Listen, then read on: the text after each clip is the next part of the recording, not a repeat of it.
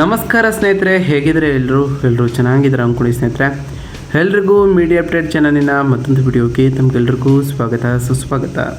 ಸ್ನೇಹಿತರೆ, ಈ 2026ರ ಈ ಒಂದು ವರ್ಷದಲ್ಲಿ ಮೇ 10ರ ನಂತರ ಮಕರ ರಾಶಿಯವರ ಭವಿಷ್ಯ ಹೇಗಿರಲಿದೆ, ಈ ಮೇ ತಿಂಗಳಿನಲ್ಲಿ ಉಂಟಾದಂತಹ ಗ್ರಹ ಸಂಚಾರದ ಬದಲಾವಣೆಯು ಈ ರಾಶಿಯವರ ಜೀವನದಲ್ಲಿ ಏನೆಲ್ಲ ಬದಲಾವಣೆಗಳನ್ನು ತರಲಿದೆ, ಯಾವುದರಲ್ಲಿ ಶುಭವಾಗಲಿದೆ, ಯಾವುದರಲ್ಲಿ ಬಹಳ ಎಚ್ಚರಿಕೆಯನ್ನು ವಹಿಸಬೇಕು, ಈ ಮೇ 10ರ ನಂತರ ಈ ಮಕರ ರಾಶಿಯವರಿಗೆ ಏನೆಲ್ಲ ಅದೃಷ್ಟವಲಿದೆ ಎಂಬುದರ ಸಂಪೂರ್ಣ ಮಾಹಿತಿಯನ್ನು ಇದೇ ವಿಡಿಯೋದಲ್ಲಿ ತಿಳಿಸ್ಕೊಡ್ತಾ ಹೋಗ್ತೀನಿ ಸ್ನೇಹಿತರೆ.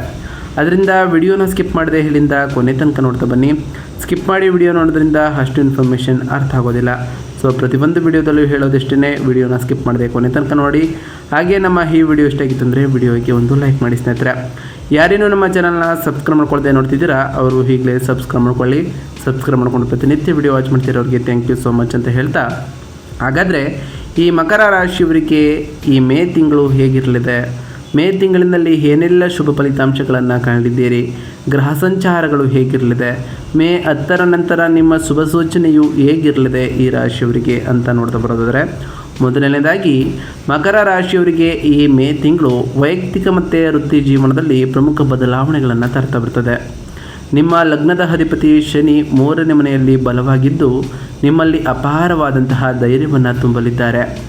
ಅದರಲ್ಲೂ ಮೇ 11ರಂದು ಕುಜನು 4ನೇ ಮನೆಯಲ್ಲಿ ಸ್ವಕ್ಷೇತ್ರದಲ್ಲಿ ಹೊಂದೋದು ನಿಮ್ಮ ಆಸ್ತಿಗಳ ಮೌಲ್ಯವನ್ನು ಹೆಚ್ಚಿಸಲಿದೆ.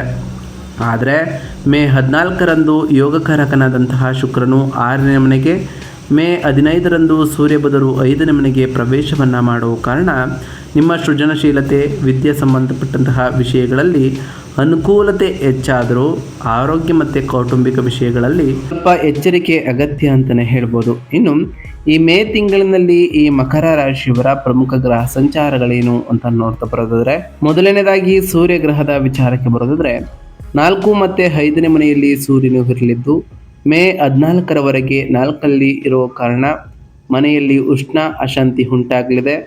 ಮೇ 15ರಿಂದ 5ನೇ ಮನೆಯಲ್ಲಿ ಅಂದರೆ 5ನೇ ಮನೆಗೆ ಪ್ರವೇಶವನ್ನು ಮಾಡೋ ಕಾರಣ ಸಂತಾನ ವಿಷಯಗಳಲ್ಲಿ ಬದಲಾವಣೆಗಳು ಉಂಟಾಗ್ತಾ ಹೋಗ್ತವೆ. ನಿಮ್ಮ ಬುದ್ಧಿವಂತಿಕೆಯು ಕೂಡ ಹೆಚ್ಚಾಗಲಿದೆ.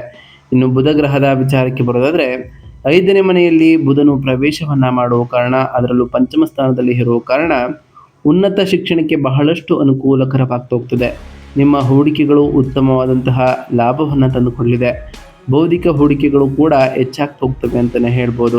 ಇನ್ನು ಶುಕ್ರ ಗ್ರಹದ ವಿಚಾರಕ್ಕೆ ಬರೋದಾದರೆ 5 ಮತ್ತು 6ನೇ ಮನೆಯಲ್ಲಿ ಈ ತಿಂಗಳು ಶುಕ್ರನು ರಾಶಿ ಬದಲಾವಣೆಯನ್ನು ಮಾಡಲಿದ್ದು ಮೇ 14ರವರೆಗೆ 5ನೇ ಮನೆಯಲ್ಲಿ ಸ್ವಕ್ಷೇತ್ರದಲ್ಲಿ ಇರೋ ಕಾರಣ ಕಲಾಕಾರರಿಗೆ ಲಾಭ ಎದುರಾಗ್ತಾ ಹೋಗ್ತದೆ. ಮೇ 14ರಿಂದ 6ನೇ ಮನೆಯಲ್ಲಿ ಪ್ರವೇಶವನ್ನು ಮಾಡೋ ಕಾರಣ ಉದ್ಯೋಗದಲ್ಲಿ ಕೆಲಸದ ಒತ್ತಡ, ಶತ್ರು ಜಯವನ್ನು ಈ ರಾಶಿಯವರು ಕಾಣಲಿದ್ದೀರಿ. ಇನ್ನು ಈ ರಾಶಿಯವರ ಬುಧ ಗ್ರಹದ ವಿಚಾರಕ್ಕೆ ಬರೋದಾದರೆ 5ನೇ ಮನೆಯಲ್ಲಿ ಮೇ 15ರಿಂದ ವೃಷಭ ರಾಶಿಯಲ್ಲಿ ಪ್ರವೇಶವನ್ನು ಮಾಡತಕ್ಕಂತಹ ಬುಧನು ಉನ್ನತ ಶಿಕ್ಷಣಕ್ಕೆ ಬಹಳಷ್ಟು ಅನುಕೂಲಕರವನ್ನು ಮಾಡಿಕೊಡಲಿದ್ದು ಬೌದ್ಧಿಕ ಹೂಡಿಕೆಗಳು ಕೂಡ ಹೆಚ್ಚಾಗಲಿದೆ. ಇನ್ನು ಶನಿ ಗ್ರಹದ ವಿಚಾರಕ್ಕೆ ಬರೋದಾದರೆ 3ನೇ ಮನೆಯ ಮೀನ ರಾಶಿಯಲ್ಲಿ ಯಥಸ್ಥಾನದಲ್ಲಿ ಇರತಕ್ಕಂತಹ ಶನಿಯು ಪರಾಕ್ರಮ, ಧೈರ್ಯ, ಸ್ವಯಂ ಕೃಷಿಯಿಂದ ಲಾಭಗಳನ್ನು ತರಲಿದ್ದಾರೆ. ಸಹೋದರರೊಂದಿಗೆ ವ್ಯವಹಾರಗಳು ಕೂಡ ಹೆಚ್ಚಾಗ್ತಾ ಹೋಗ್ತವೆ.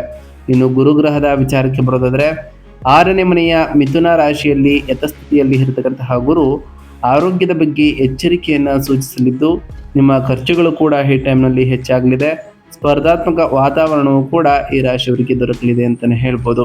ಇನ್ನು ಈ ರಾಶಿಯವರ ವೃತ್ತಿ ಮತ್ತು ಉದ್ಯೋಗದ ವಿಚಾರಕ್ಕೆ ಬರೋದಾದರೆ ನಿಮ್ಮ ರಾಶಿಗೆ ಯೋಗಕಾರಕ ಮತ್ತು ಕರ್ಮಾಧಿಪತಿಯಾದಂತಹ ಶುಕ್ರನು ಮೇ 14ರವರೆಗೆ ಪಂಚಮ ಸ್ಥಾನದಲ್ಲಿ ಸ್ವಕ್ಷೇತ್ರದಲ್ಲಿ ಇರೋದರಿಂದ ತಿಂಗಳ ಮೊದಲ ವಾರದಲ್ಲಿ, ಅದರಲ್ಲೂ ಈ ಮೇ 10ರ ನಂತರ ನಿಮ್ಮ ವೃತ್ತಿ ಜೀವನ ಅತ್ಯಂತ ಸೃಜನಾತ್ಮಕವಾಗಿ ಪ್ರಶಂಸೆಗಳೊಂದಿಗೆ ಸಾಗ್ತಾ ಹೋಗ್ತದೆ ಅಂತಲೇ ಹೇಳ್ಬೋದು.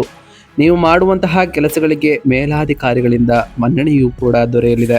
ಆದರೆ ಮೇ 14ರಂದು ಶುಕ್ರನು 6ನೇ ಸ್ಥಾನದಲ್ಲಿ ಪ್ರವೇಶವನ್ನು ಮಾಡೋ ಕಾರಣ ಕಚೇರಿಯಲ್ಲಿ ವಾತಾವರಣವು ಬದಲಾಗಲಿದ್ದು 6ನೇ ಮನೆ ಸೇವಾ ಸ್ಥಾನವಾದ್ದರಿಂದ ನಿಮಗೆ ಜವಾಬ್ದಾರಿಗಳು, ಕೆಲಸದ ಒತ್ತಡ ವಿಪರೀತವಾಗಿ ಹೆಚ್ಚಾಗ್ತಾ ಹೋಗ್ತವೆ. ಸಹೋದ್ಯೋಗಿಗಳಿಂದ ಸ್ಪರ್ಧೆ ಎದುರಾದರೂ ಲಗ್ನಾಧಿಪತಿಯಾದಂತಹ ಶನಿ 3ರಲ್ಲಿ ಇರೋದರಿಂದ ನಿಮ್ಮ ಧೈರ್ಯ ಕುಂದುವುದಿಲ್ಲ ಅಂತಲೇ ಹೇಳ್ಬೋದು. ಶತ್ರುಗಳ ಸಂಚುಗಳನ್ನು ಸಮರ್ಥವಾಗಿ ಈ ರಾಶಿಯವರು ಹಿಮ್ಮೆಟ್ಟಿಸ್ತಾರೆ ಅಂತಲೇ ಹೇಳ್ಬೋದು ಸ್ನೇಹಿತರೆ.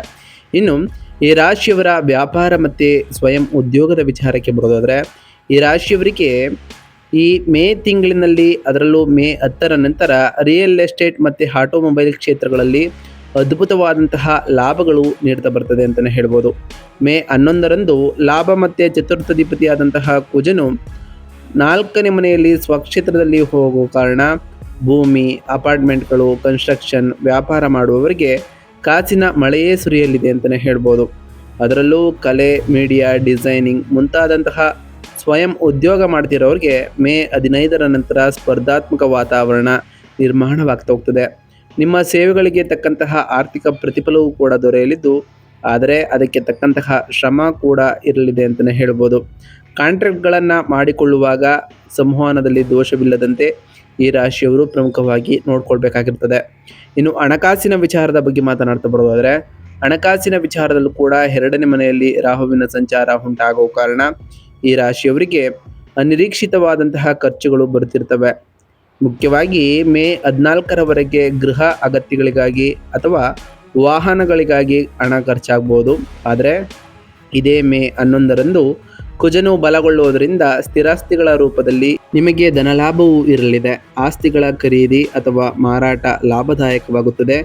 ಮೇ 15ರ ನಂತರ ಅಷ್ಟಮಾಧಿಪತಿ ಸೂರ್ಯನು 5ನೇ ಮನೆಗೆ ಹೋಗುವುದರಿಂದ ಊಹಾತ್ಮಕ ಹೂಡಿಕೆಗಳನ್ನು ಮಾಡುವವರು ಬಹಳ ಎಚ್ಚರಿಕೆಯನ್ನು ವಹಿಸುವುದು ಕೂಡ ಅವಶ್ಯಕ.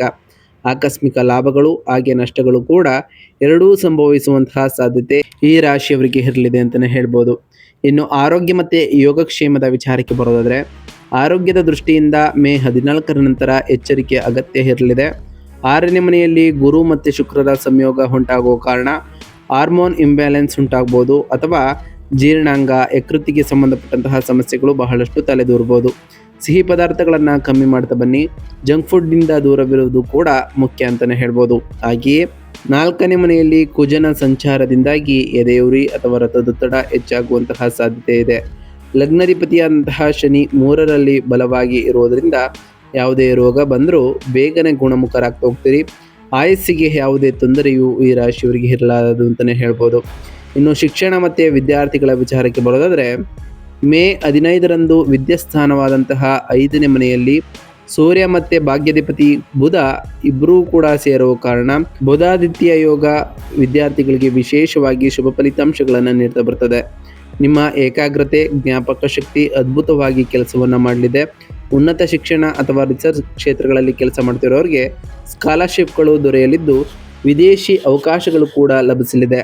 ಲಾಜಿಕ್ ಮತ್ತು ಗಣಿತಕ್ಕೆ ಸಂಬಂಧಪಟ್ಟಂತಹ ಉತ್ತಮ ಪ್ರತಿಭೆಗಳು ಈ ರಾಶಿಯವರು ತೋರಿಸ್ತೀರಿ ಅಂತಲೇ ಹೇಳ್ಬೋದು. ಒಟ್ಟಾರೆಯಾಗಿ ಸಾಕಷ್ಟು ಬದಲಾವಣೆಗಳನ್ನು ಈ ರಾಶಿಯವರು ಕಾಣ್ತಾ ಬಂದರೆ, ಇನ್ನು ಈ ರಾಶಿಯವರ ಕುಟುಂಬ ಮತ್ತು ವೈಯಕ್ತಿಕ ಸಂಬಂಧಗಳ ವಿಚಾರಕ್ಕೆ ಬರೋದಾದರೆ ಗೃಹಸ್ಥಾನದಲ್ಲಿ ಅಂದರೆ ಮೇಷ ರಾಶಿಯಲ್ಲಿ ಕುಜನು ಮತ್ತು ಮೇ 14ರವರೆಗೆ ಉಚ್ಚ ಸ್ಥಾನದಲ್ಲಿ ಸೂರ್ಯನು ಪ್ರಭಾವವನ್ನು ಬೀರುವ ಕಾರಣ ವಾತಾವರಣ ಸ್ವಲ್ಪ ಬಿಸಿಯಾಗಿರ್ತದೆ. ಅಹಂಕಾರದ ವಾಗ್ವಾದಗಳು, ಮುಖ್ಯವಾಗಿ ತಾಯಿಯೊಂದಿಗೆ ಅಥವಾ ಕುಟುಂಬದ ಹಿರಿಯರೊಂದಿಗೆ ಭಿನ್ನಾಭಿಪ್ರಾಯಗಳು ಬರುವಂತಹ ಸಾಧ್ಯತೆ ಇರಲಿದೆ. ಅವರ ಆರೋಗ್ಯಕ್ಕೆ ವೈದ್ಯಕೀಯ ಖರ್ಚುಗಳು ಕೂಡ ಬರ್ಬೋದು.